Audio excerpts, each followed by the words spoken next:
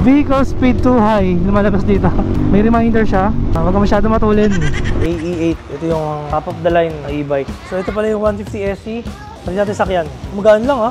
At ito yung 450 MT ni Trip ni Negro. Sa mga nakakilala po kay Trip ni Negro. Hi mga katingin, ngayon on the way naman tayo sa CF Moto, sa main sa Moto Strada, Caloocan, para ipa-PMS natin itong NK 450 or 450 NK 2023. So papa-PMS lang natin, syempre usual na pinapagawa natin sa mga bikes natin, para pag na-turn over natin sa future na buyer, walang problema. So make sure lang natin na wala siya magiging problema. Nasa tip-top shape siya.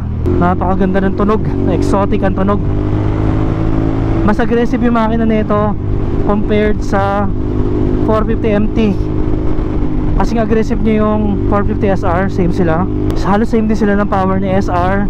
Pero ito yung handlebar niya naked, kaya ang pinaka the best talaga sa lahat ng big bike yung naked kasi siya yung pinaka versatile sa lahat.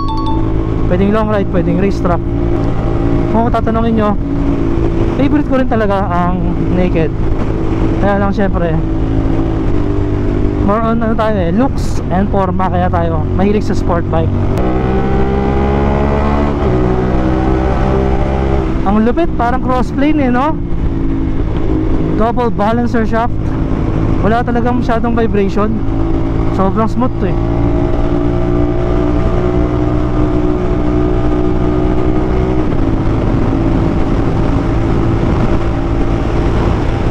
Kaya lang sa naked, sa lumulat ng hangin no?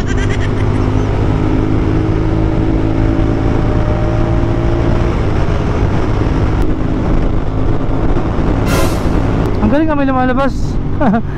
Vehicle speed too high, lumalabas dito. So may warning pag mabilis ka na. Akala ko ano yung lumalabas na kulay yellow. So may reminder siya na huwag ka masyado matulin. Sobrang nakaka-inlove yung makina ng CF Moto kasi halos very minimal vibration. Hindi ka mai-stress di ba? Kahit isagad mo siya sa red line Talagang bihira yung ganitong makina. Ang alam ko lang na ganitong makina sa MT-10 at saka sa R1. Yun lang alam ko na ganitong makina di ba? Sila na balance nila yung makina. Ang ganda na pagka-balance ng makina nito. Woo! Sana ganito kalakas yung makina ni 450 MT no? Sana ganito ka aggressive. Siguro dahil sobrang gaan ni NK kumpara kay MT, kaya iba yung sibat talagang sumisibat.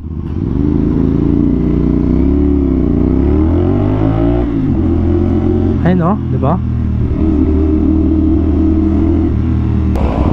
Ito na, 9th Avenue, between 10th Avenue and 11th. Ayun, 10th and 11th.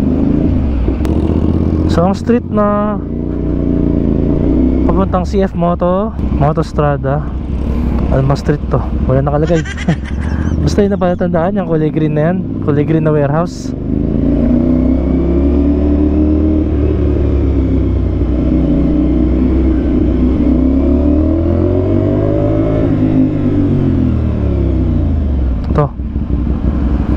Sarado na yata. It's me again.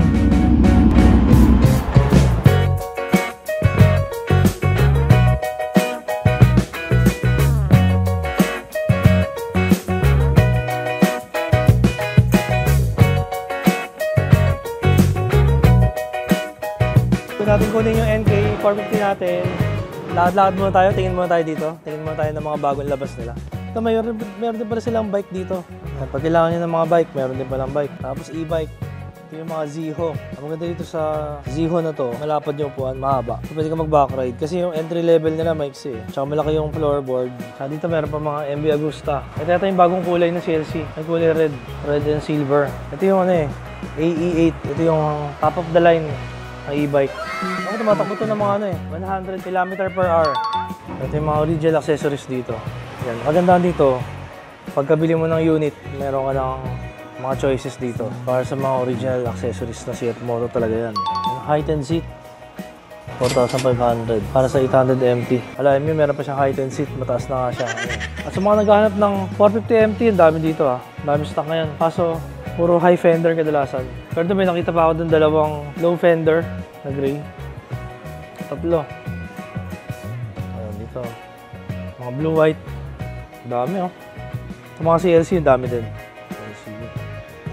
Sa mga gray. Karamihan mga high fenders.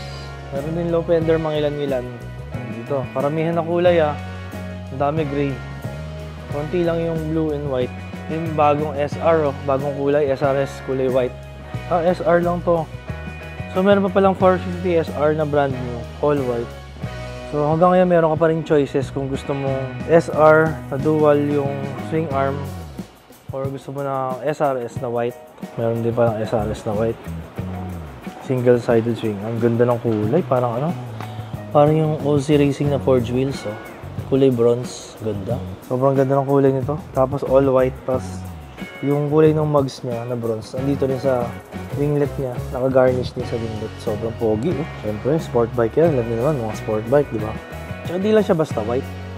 Ayun oh. Pearl white siya. Kita niyo yung glitters dito. Ayun oh. Di ba? Nag-glitters oh. Angas. And then pag kailangan nyo ng mga helmet, meron din mga helmet dito ah. Ayun oh, mga pang-adventure helmet ito. Aero Commander. Ayun oh. Maganda rito. Yan siya, dual visor to. Ayun, inner visor siya. Tapos paggabi, clear visor. Tapos meron siyang, parang di ka masilaw sa araw. Meron din matte black. Conor naman pa mga medyo semi-retro, sport retro. Meron din silang covered. Meron din sila rito mga CLX 700. Tatlong klase ito. Meron siyang parang scrambler type ito. Pwede mo siyang pang off-road. Tapos meron din siyang parang cafe racer naman. Oh, nakababa yung manibela. Tapos yung likod niya. Para siyang ano, SR. Pang mga sporty naman to. Mga racing. Meron naman ito parang scrambler din. Kulay brown yung puan. Meron naman pang road naman. Pang touring. Ito, mataas yung handlebar. Tapos may pang backride. Mahaba yung puan. Ito naman yung 800 MT. Ito yung base model, yung naka-mugs pa. Parang wala na sila dito nung isa. Wala na sila nung naka-spoke. Yung isang version naman niya, Explorer, naka-spoke wheels pa. Wala pa yung bago eh. Nasold na yung nakalagay dito MTX. Yung maganda. So ito pala yung 150 SC. Itsura niya para siyang PCX. Pwede natin sakyan kung kamusta yung seat height nito. Magaan lang ah. Magaan. Mas magaan sa PCX. Oh, magaan lang. Yan. Tapos pag gusto mo magsakay ng ano, tapos naka-TFT na siya. Yung maganda rito. Yung TFT niya halos same sa mga NK tsaka sa mga 450 MT. Oh. So yun lamang niya sa mga Big 4 Japanese manufacturers. 50cc lang siya pero naka-TFT. Pero to 2 valves lang to. Maganda naman ng 2 valves, matipid sa gas. Maganda yung mga controls niya. Same din sa mga NK tsaka sa mga 450 MT yung controls niya. Mga buttons. Disc brake, front and rear. Ang ganda ng upuan. Sobrang lambot. Pakaramdam, sarap i-long ride na ito. Mas malambot siya comparing sa mga PCX tsaka sa mga ADV. Futuristic na pag biglang tingin, parang ano eh, para siyang PCX. Lapad ng footboard. Tapos yung angkasan, press mo dyan. Yun, di ba? Sa passenger naman, kung kamusta. Sa back ride. Try natin. Ayun, ganda. Ganda ng upuan. Sobrang lambot. Para siyang may hangin sa loob. Sarap na ito sa long ride. Hindi sasakit yung put mo dito kung back ride ka. Tapos yung katawan niya, hindi naman siya sobrang lapad. Kasi meron siya ditong shape. Komportable. May hawakan dito. Tapos keyless din siya. Yan yung mga buttons niya. Para sa fuel. Tapos meron din siya ditong compartment sa kabilang side. Compartment din siya lagay ng pang cellphone. Tapos very sporty yung windscreen niya. Ganda ba? Ganda?